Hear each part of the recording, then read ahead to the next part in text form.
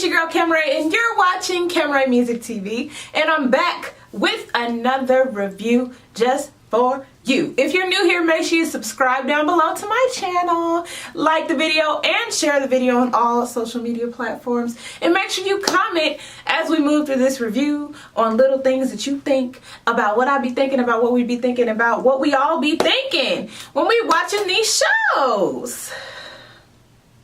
So without further ado, let's get into this review, honey. Right, y'all, so Empire came on last night, and I didn't really know if I was going to review it just because I feel like I'm starting to lose interest just a little bit. Maybe last night was a filler episode.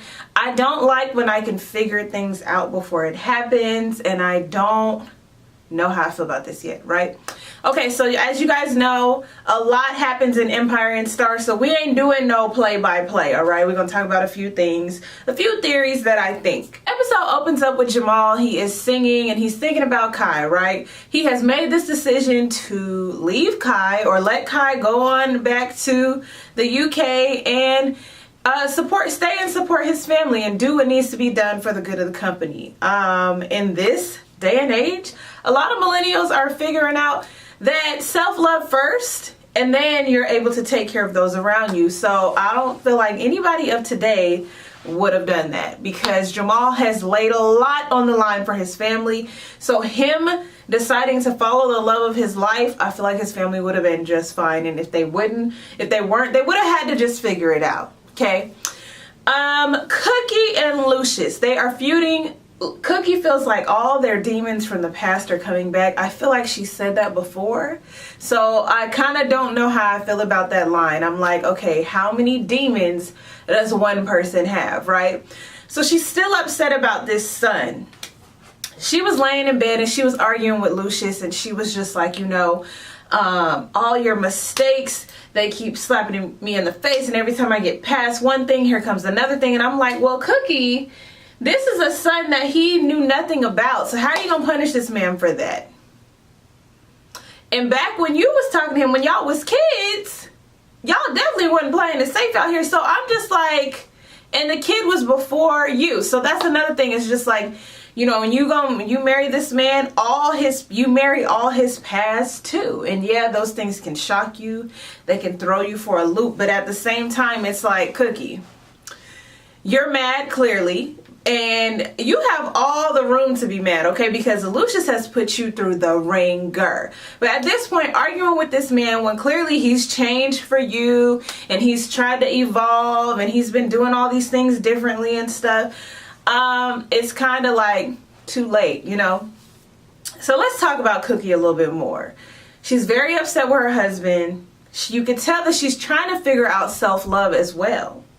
Jamal is saying, you know, that she don't deserve to be going through that. When they do the focus group, she hears them saying that, you know, he ran out on his wife Cookie, had a baby on Cookie, and making Cookie look stupid. And, you know, you just see in her face, Taraji's a very good actress when it comes to the facial features or facial expressions, but you just see in her face that she knows she deserves better. So this is like a crossroads. Should I stay with him and continue to get shocked and just done wrong blow by blow by blow, or is this the time where I'm just like, yeah, I'm good, love and joy, I got to go, you know, we've had our children, we've been through what we've been through, yeah, I'll take half this company, but that's it.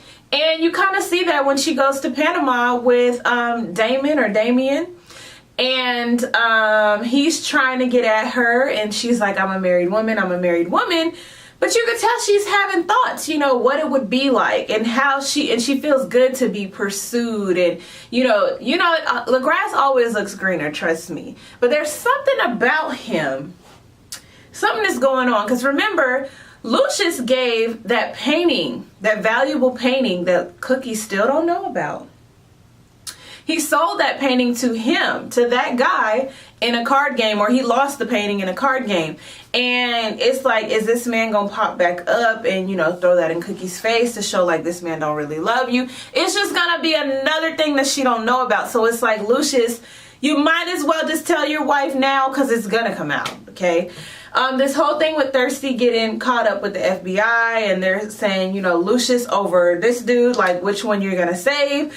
That's interesting to me. That was not predictable. What is Thirsty gonna do? You guys know that he has this undying loyalty to Lucius, but he also seems like kind of afraid of the Damien guy, right? So we don't know what Thirsty's gonna do. A lot of this is it's not connecting for me. I needed to connect a little bit more. Andre is scaring me. Okay, first of all, Terry, for her to be such a like God-fearing, you know, she's clearly a little older, got her head on straight type of woman. I find it super hard to believe that she just excuses the reason why Andre went to jail.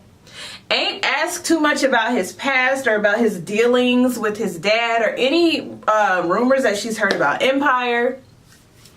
It's like just because she wanted to prove that she doesn't judge a man who's in jail, like she just gonna skip over all that and just be hugged up, kissed up with this man just because he helped to get her son out. Maybe that's what it is. She just feels like that's her hero because he got her son out of jail. But I would have had some questions. Because I don't even think she knows. It's just like she's truly playing this damsel character where she ain't asked no ifs or ands or buts about nothing. She's just happy and joyous and she's just so in love with her man. And that's it. And I just feel like that's unrealistic.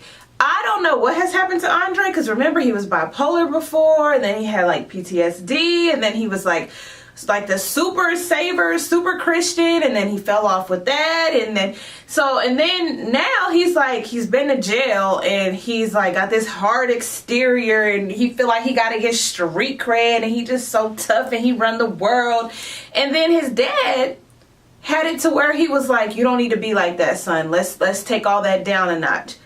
But now it's like they didn't join back together. Lucius back on his mean streak and they holding people over rooftops or out the window. And Andre chopping up this dude's samurai thing with his sword. Like, I'm like, it's only going to be a matter of time before somebody catches up to Andre in all of his dealings, all right?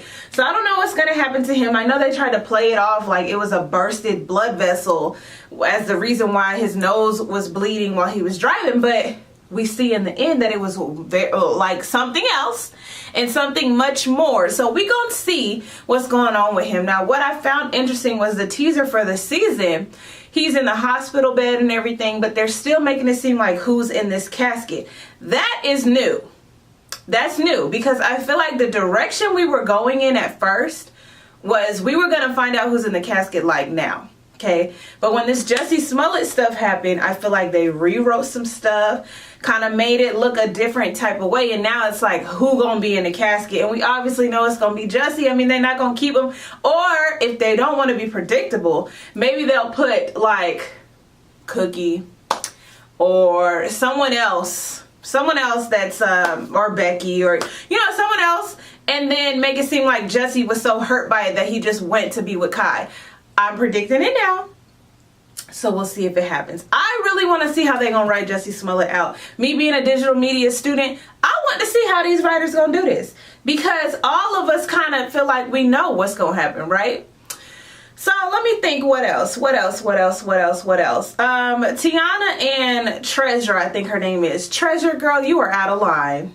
You're so out of line. It ain't nothing like an overzealous freshman trying to take a senior spot. It ain't nothing like it, okay? She was just being sneaky, underhanded, trying to get on Jussie's song. Jussie ended up giving the song just to both of them, and I thought that was dumb. But he gave the song to both of them for them to be on. Tiana and Treasure, they can't stand each other. They almost get to tussling on the red carpet, honey. Becky she's hilarious to me, and I feel like she's like this in real life. Gabourey Sidibe, I think. She is everything. But yeah, and then her and Giselle are super close. That's weird. I feel like, does Giselle have ulterior motives? I can't tell. Like when they were having that little meeting and she slipped up and said, my money. yeah, we gotta watch Giselle. Like, what is Giselle doing? But I think that was kind of it for this week. I found myself like looking down a lot, looking away from the camera a lot. They weren't doing too much with Jussie on this. I mean, they had him in a couple things here and there. I want to know when they're gonna let Portia like put her on as an artist. What is she doing? The ballet girl, she was another overzealous one, trying to get in where she ain't fit in, you know. So this week was cool, but I'm gonna need Empire. Y'all gotta step it up because Star, it be on point with the drama, okay? So yeah, you guys leave what you thought about this week's episode of Empire down below in the comment section. Make sure you like this video and share this video. I'm Kimray and this is Kimray Music TV. Subscribe to my channel and I'll see you guys next time. Bye.